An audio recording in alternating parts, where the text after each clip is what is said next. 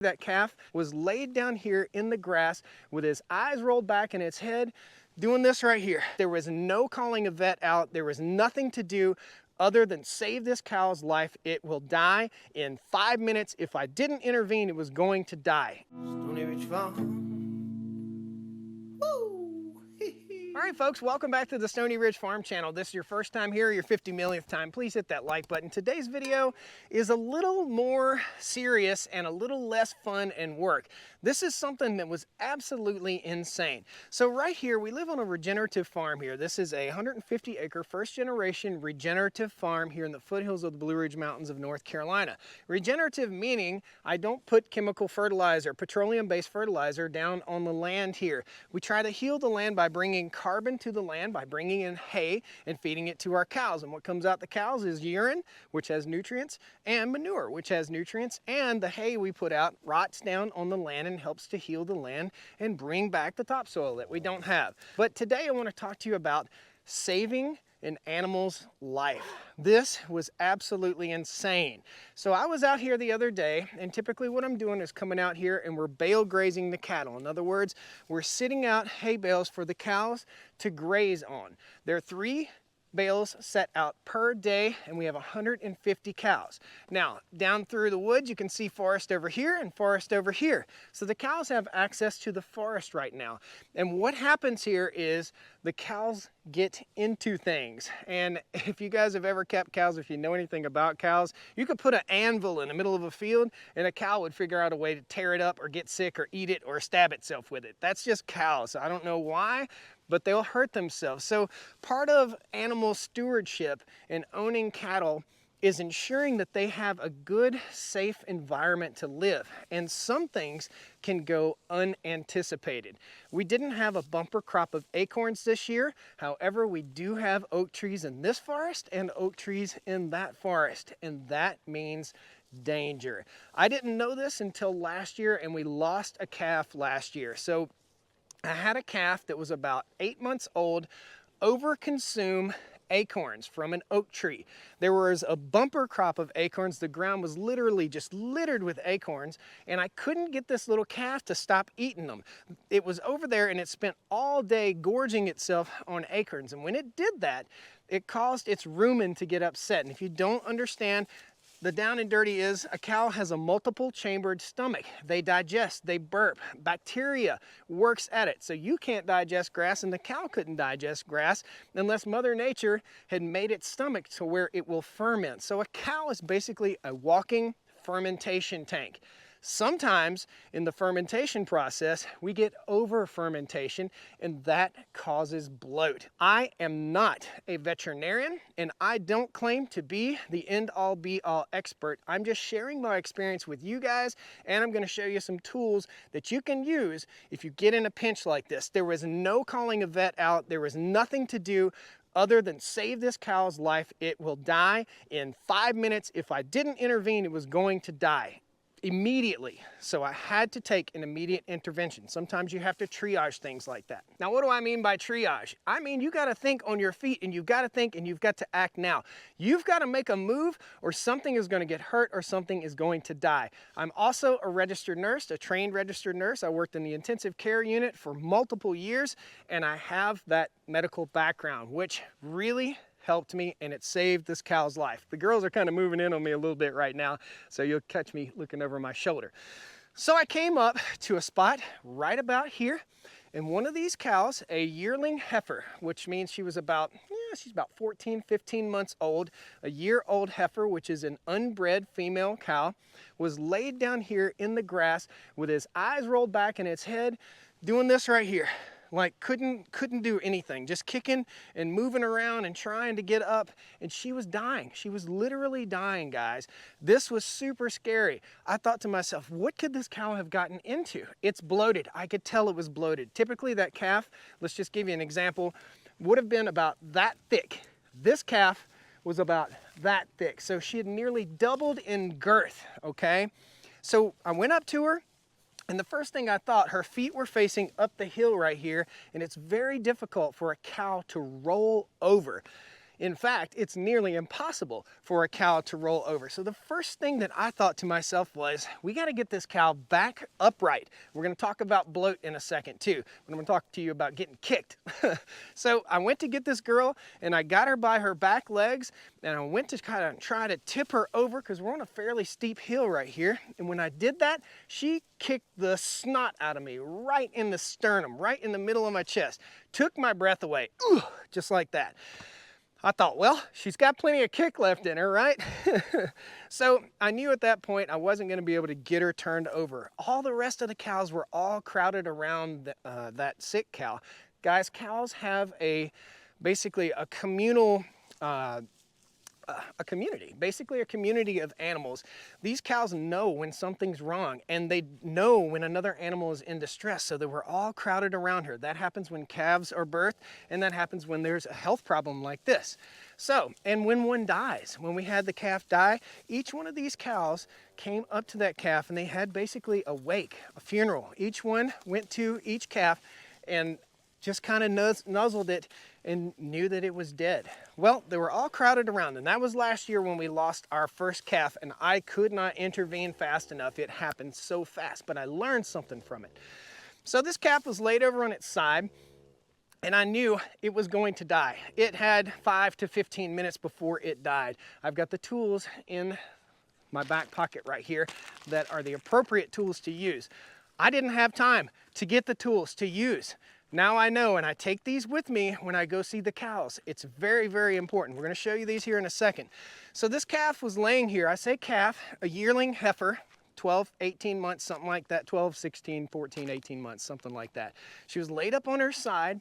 She was swollen up so much that she was restricting her breathing and her digestion.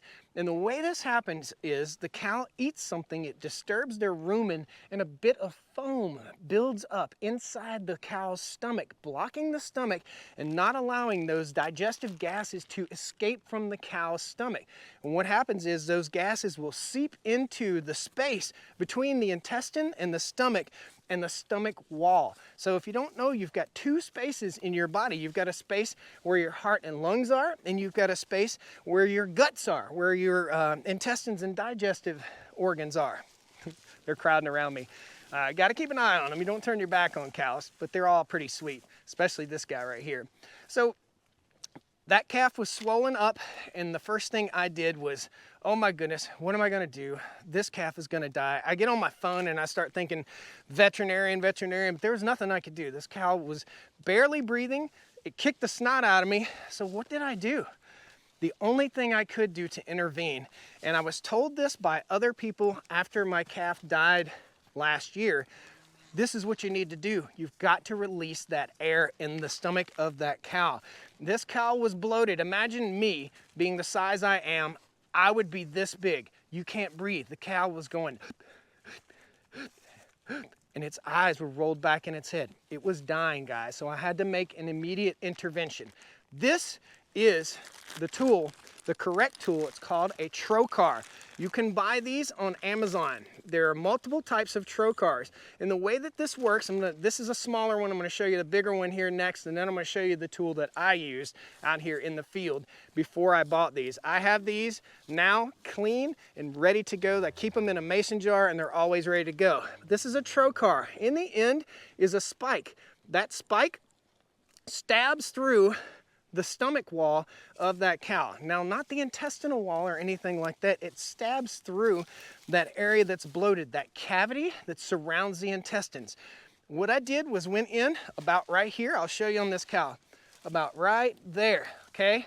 I patted her on the belly, boom, boom, boom, boom, boom, until I heard the biggest boom, boom, boom, boom. Sounded like a basketball, overinflated basketball. Then I stabbed the cow. I had to literally stab a hole in the cow. So the way this works is you'll take this trocar, and that's what it's called, and you push it in very quickly, very swiftly, so that the cow doesn't have any pain. The right thing to do, the best thing to do if you're not in a super emergent situation, is to get some betadine or iodine and clean that area if you possibly can. That cow was gonna die. I had to intervene quickly. She's right here. She's literally right here, eating right now. She's doing great. So This is the trocar, and I'll show you the other trocar. You press this into the animal and you pull that out. So you pull this critter out, and in here is a straw-like item, and that straw is hollow, and the gas is allowed to escape from the stomach of the cow. This isn't what I used. This is a larger trocar. I'm going to show you it too. I've got them in a Ziploc baggie, and this has a little cover on the pointer. This is a larger trocar, so you have two different sizes here. This, you want to go with the shortest one you can possibly do, and you've got to be careful to not puncture an intestine. I am not a veterinarian. Again, I'm just telling you my experience and telling you from experience as a registered nurse who's worked with multiple patients and multiple surgeons and doctors. So, this is a larger trocar. I'm going to go ahead and put this away. This is something that would be more appropriate for a larger cow, just like we experience, or a larger heifer, okay? Let me show you what it is before I stick myself in the butt with it. So this is the trocar. Again, it's not really sharp, but it's sharp enough to pierce the skin. It actually tears through the skin. 3 different points right here. Guys, things heal better when torn versus sliced, okay? They heal better when they're torn versus being sliced. So, and any surgeon will probably tell you this, okay? This is just from my experience as a registered nurse.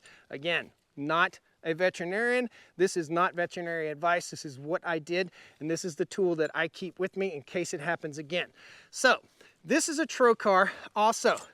That's the trocar. That's the point that we push in. You see how it comes out the end of this. This would go into the cow, and you would basically, just like Pulp Fiction, stab, okay?